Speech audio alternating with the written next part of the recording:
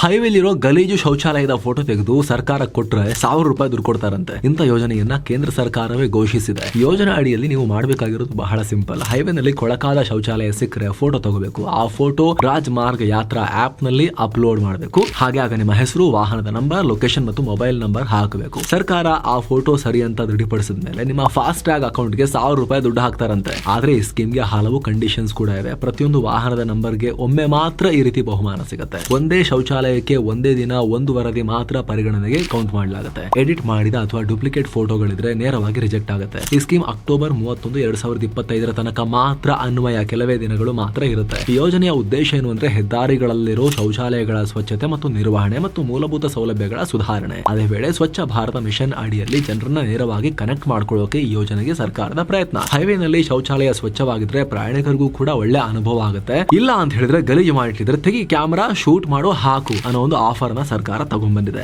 ಆದ್ರೆ ಗಮನಕ್ಕಿರ್ಲಿ, ಕೇವಲ ದುಡ್ಡು ಮಾಡೋ ವಿಚಾರ ಅಲ್ಲ, ಇದು ಸ್ವಚ್ಛ ಭಾರತವನ್ನ ಪ್ರಮೋಟ್ ಮಾಡೋ ಉದ್ದೇಶ ಇದರಲ್ಲಿರೋದು.